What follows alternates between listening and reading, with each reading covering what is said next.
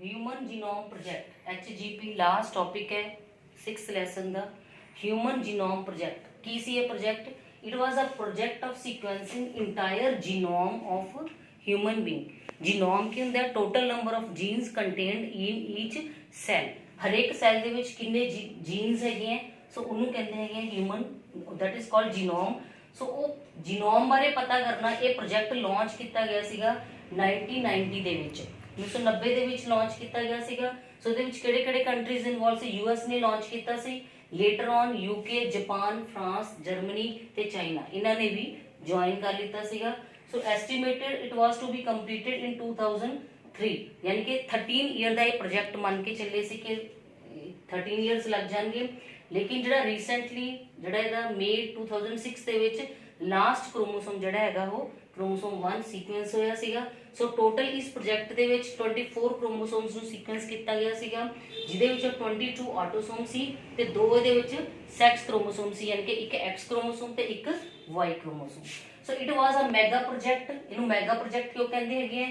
ਕਿਉਂਕਿ first point ਇਹਦਾ ਕੀ ਹੋ ਗਿਆ ਕਿ ਜਿੰਨੇ ਵੀ ਡਿਵੈਲਪਡ ਨੇਸ਼ਨਸ ਸੀ ਵਰਲਡ ਦੇ ਵਰ involved, US, UK, Japan, France, Germany, China, ਇਹ ਸਾਰੇ ਇਨਵੋਲਵ ਸੀ। ਸੈਕਿੰਡ ਹੋ ਗਿਆ ਕਿ ਹਰੇਕ ਬੇਸ ਨੂੰ ਸੀਕੁਐਂਸ ਕਰਨ ਦਾ ਖਰਚਾ ਕਿੰਨਾ ਸੀਗਾ? 3 ਜਿਹੜੇ ਹੈਗੇ ਆ $3 ਸੀਗਾ। ਸੋ ਟੋਟਲ ਕਿੰਨੇ ਬੇਸਿਸ ਨੂੰ ਕਰਨਾ ਸੀ? 3 × 10⁹ × 3। ਸੋ ਟੋਟਲ ਕਿੰਨਾ ਖਰਚਾ ਗਿਆ ਸੀ? $9 ਬਿਲੀਅਨ। ਸੋ ਇੰਨਾ ਜ਼ਿਆਦਾ ਮਨੀ ਇਹਦੇ ਵਿੱਚ involve C. Lot of information ਇਹਦੇ ਵਿੱਚ ਇਨਵੋਲਵ ਸੀਗੀ। ਕੀ ਇਨਫੋਰਮੇਸ਼ਨ ਸੀ ਕਿ ਪੂਰਾ ਜਿੰਨਾ ਅਸੀਂ ਪ੍ਰੋਜੈਕਟ ਕਰਨ ਤੋਂ ਬਾਅਦ ਸਾਨੂੰ ਉਸ information ਨੂੰ store ਕਰਨ ਲਈ 3300 books were required, each book containing 1000 pages and each page containing 1000 letters. So that much information was present in the human genome project.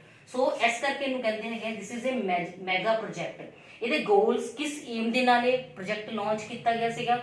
ਪਹਿਲਾ aim ਇਹੀ ਸੀ ਕਿ ਜਿੰਨੇ ਵੀ bases present ਹੈ ਉਹਨਾਂ ਨੂੰ ਆਇਡੈਂਟੀਫਾਈ ਕਰਨਾ, ਉਹਨਾਂ ਦੇ ਫੰਕਸ਼ਨਸ ਦਾ ਪਤਾ ਕਰਨਾ। ਸੋ ਇਹ ਮੰਨਿਆ ਜਾਂਦਾ ਸੀਗਾ ਕਿ 20-30,000 ਜਿੰਨੇ ਵੀ ਜੀਨਸ ਪ੍ਰੈਜ਼ੈਂਟ ਹੈ ਉਹਨਾਂ ਨੂੰ ਆਇਡੈਂਟੀਫਾਈ ਕਰਨਾ ਹੈਗਾ, ਹਰੇਕ ਦੇ ਫੰਕਸ਼ਨਸ ਬਾਰੇ ਪਤਾ ਕਰਨਾ। ਫਿਰ ਕੁਝ ਇਹੋ ਜਿਹੇ ਡਾਟਾਬੇਸਿਸ ਬਣਾਉਣੇ ਹੈਗੇ ਆ ਜਿਹਦੇ ਕਿ ਅਸੀਂ ਇਨਫੋਰਮੇਸ਼ਨ ਨੂੰ ਸਟੋਰ ਕਰ ਸਕੀਏ।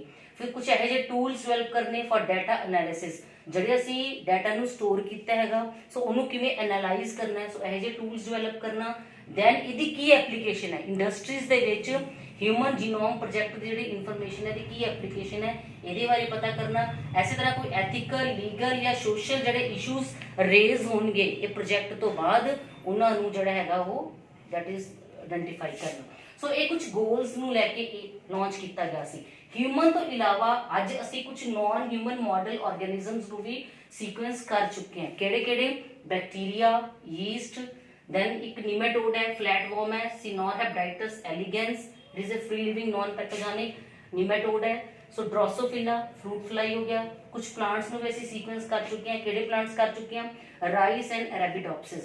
ਸੋ ਇਹਨਾਂ ਨੂੰ ਅਸੀਂ ਹਾਲੇ ਤੱਕ ਸੀਕੁਐਂਸ ਕਰ ਚੁੱਕੇ ਹਾਂ ਹਿਊਮਨ ਤੋਂ ਇਲਾਵਾ। ਨਾ ਜਦੋਂ ਹਿਊਮਨ ਨੂੰ ਕੀਤਾ ਸੀਗਾ ਤੇ ਕਿਹੜੇ ਉਹਨਾਂ ਨੇ ਮੈਥਡਸ ਕੀਤੇ ਸੀਗੇ? 2 ਮੈਥਡਸ ਜਾਂ 2 ਮੇਜਰ ਅਪਰੋਚਸ ਜਿਹੜੀ ਯੂਜ਼ ਕੀਤੀਆਂ ਸੀਗੀਆਂ। ਪਹਿਲਾ ਹੋ ਗਿਆ EST ਕੀ ਹੈ? ਐਕਸਪ੍ਰੈਸਡ ਸੀਕੁਐਂਸ ਟੈਗ। ਸੋ ਕਿਉਂਕਿ ਬਹੁਤ ਜ਼ਿਆਦਾ ਪੈਸਾ ਇਨਵੋਲਵ ਸੀਗਾ, ਹਰੇਕ ਬੇਸ ਨੂੰ ਸੀਕੁਐਂਸ ਕਰਨ ਦੇ ਵਿੱਚ $3 ਜਿਹੜਾ ਖਰਚਾ ਆ ਰਿਹਾ ਸੀ। ਸੋ ਉਹਨਾਂ ਨੇ ਇਹ ਸੋਚਿਆ ਕਿ ਸਾਇੰਟਿਸਟ ਨੇ ਕਿ ਪੂਰੇ ਜੀਨੋਮ ਨੂੰ ਪ੍ਰੋਜੈਕਟ ਸੀਕੁਐਂਸ ਕਰਨ ਦੀ ਬਜਾਏ ਬੈਟਰ ਹੈ ਕਿ ਅਸੀਂ ਸਿਰਫ ਜਿਹੜੇ ਐਕਸਪ੍ਰੈਸਡ ਸੀਕੁਐਂਸਿਸ ਹੈ, ਸਾਨੂੰ ਪਤਾ ਹੈ ਅਸੀਂ ਇਸ ਤੋਂ ਪਹਿਲੇ ਟੌਪਿਕ 'ਚ ਕਰ ਚੁੱਕੇ ਹਾਂ ਕਿ ਯੂਕੈਰੀਓਟਸ ਦੇ ਵਿੱਚ ਸਪਲਿਟ ਜੀਨ ਅਰੇਂਜਮੈਂਟ ਹੁੰਦਾ ਹੈ। ਸਪਲਿਟ ਜੀਨ ਅਰੇਂਜਮੈਂਟ ਮਤਲਬ DNA ਇਹਦੇ ਵਿੱਚ 2 ਤਰ੍ਹਾਂ ਦੇ ਸੀਕੁਐਂਸ ਹੈ। ਕੁਝ ਸੀਕੁਐਂਸ ਆਪਣੇ ਆਪ ਨੂੰ ਐਕਸਪ੍ਰੈਸ ਕਰਦੇ ਆ, ਜਿਹੜੇ ਸੀਕੁਐਂਸ ਐਕਸਪ੍ਰੈਸ ਕਰਦੇ ਹੈਗੇ ਆ ਜਿਵੇਂ ਆਹ ਐਕਸਪ੍ਰੈਸ ਕਰਦੇ ਹੈਗੇ ਆ ਸੋ ਇਹਨਾਂ ਨੂੰ ਕੀ ਕਹਿੰਦੇ ਆ? ਐਗਜ਼ੋਨਸ। ਜਿਹੜੇ ਨਹੀਂ ਕਰਦੇ ਇੰਟਰੋਨਸ। ਸੋ ਇਹਨਾਂ ਨੇ ਕਿਹਾ ਸੀਗਾ ਕਿ ਸਿਰਫ ਐਕਸਪ੍ਰੈਸਡ ਵਾਲਿਆਂ ਨੂੰ, ਐਗਜ਼ੋਨਸ ਨੂੰ ਜਿਹੜੇ ਹੈਗੇ ਆ ਸੋ ਉਹਨਾਂ ਨੂੰ ਆਇਡੈਂਟੀਫਾਈ ਕਰਨਾ ਤਾਂ ਕਿ ਅਸੀਂ ਕੁਝ ਮਨੀ ਜਿਹੜੀ ਹੈ ਸੇਵ ਕਰ ਸਕੀਏ। ਦੂਸਰੀ ਕੀ ਸੀਗਾ? ਸੀਕੁਐਂਸ ਐਨੋਟੇਸ਼ਨਸ। ਐਨੋਟੇਸ਼ਨ ਦਾ ਮਤਲਬ ਹੁੰਦਾ ਹੈ ਕਿ ਥੋੜੇ ਫਰੈਗਮੈਂਟਸ ਨੂੰ ਅਸੀਂ ਸੀਕੁਐਂਸ ਕਰਨਾ। ਸੋ ਉਹਨਾਂ ਨੇ ਕਿਹਾ ਸੀਗਾ ਕਿ ਨਹੀਂ, ਇਸ ਤਰ੍ਹਾਂ ਸਾਨੂੰ ਨਹੀਂ ਪਤਾ ਲੱਗੇਗਾ ਕਿ ਕੀ ਫੰਕਸ਼ਨਸ ਹੈ। ਸੋ ਉਹਨਾਂ ਨੇ ਕਿਹਾ ਸੀ ਕਿ ਪੂਰੇ DNA ਨੂੰ ਸੀਕੁਐਂਸ ਕਰੋ, ਜਿੰਨਾ ਵੀ 2 ਮੀਟਰ DNA ਹੈਗਾ, ਉਸ ਤੋਂ ਬਾਅਦ ਉਹਨੂੰ ਉਹਦੇ ਜਿਹੜੇ ਹੈਗੇ ਆ ਅਸੀਂ ਫੰਕਸ਼ਨਸ ਅਸਾਈਨ ਕਰ ਦਾਂਗੇ।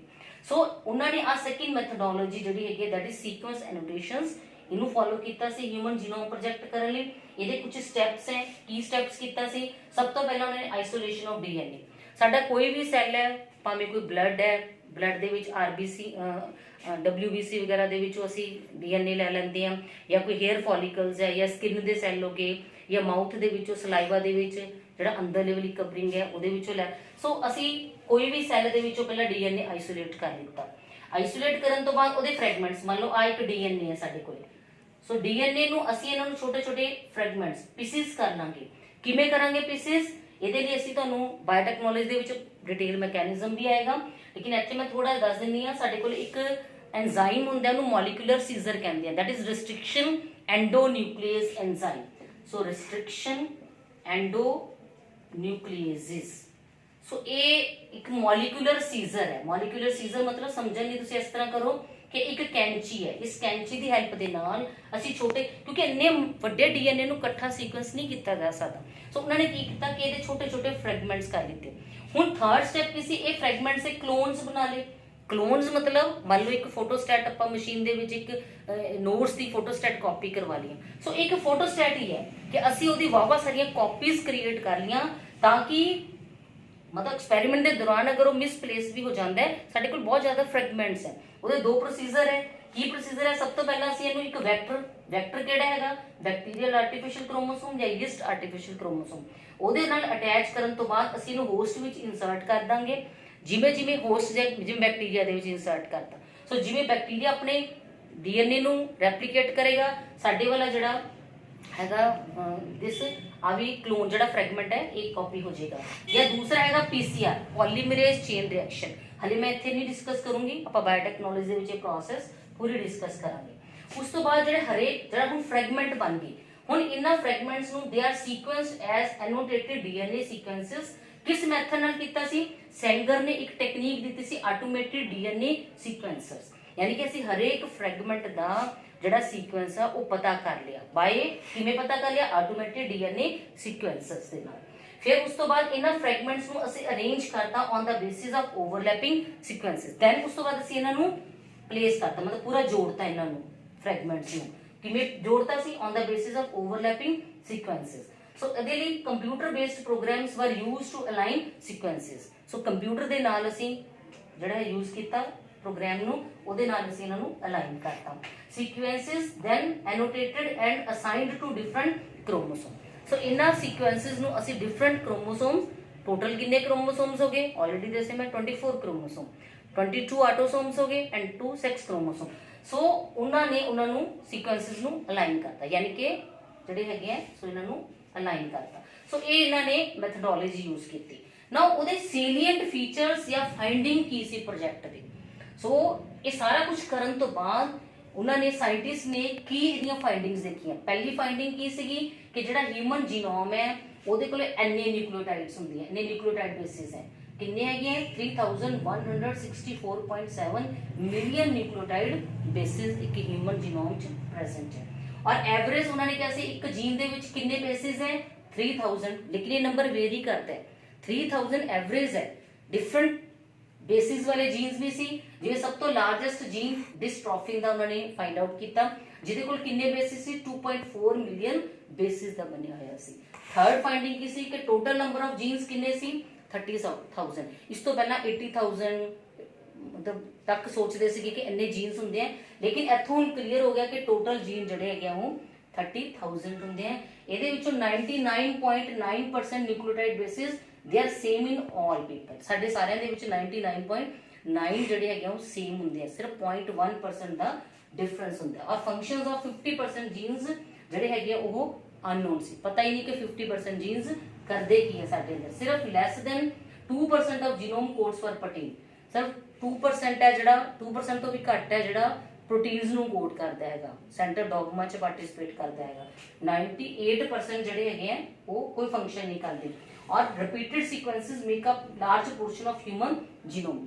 ਇਹ ਰਿਪੀਟਡ ਸੀਕੁਐਂਸਸ ਹੁੰਦੇ ਆ ਜਿਹੜੇ ਸਾਡੇ ਅੰਦਰ ਯੂਨੀਕ ਹੁੰਦੇ ਆ। ਡੀਐਨਏ ਫਿੰਗਰਪ੍ਰਿੰਟਿੰਗ ਦਾ ਬੇਸ ਹੈ, ਇਹਨਾਂ ਨੂੰ VNTRs ਕਹਿੰਦੇ ਆ, ਵੇਰੀਏਬਲ ਨੰਬਰ ਟੈਂਡਮ ਰਿਪੀਟਸ। ਔਰ ਹਰੇਕ ਪਰਸਨ ਦਾ ਆਪਣਾ ਯੂਨੀਕ ਹੁੰਦਾ ਹੈ। ਡੀਐਨਏ ਫਿੰਗਰਪ੍ਰਿੰਟਿੰਗ ਇਸੇ ਦੇ ਉੱਤੇ ਬੇਸ ਹੈਗੀ ਹੈ।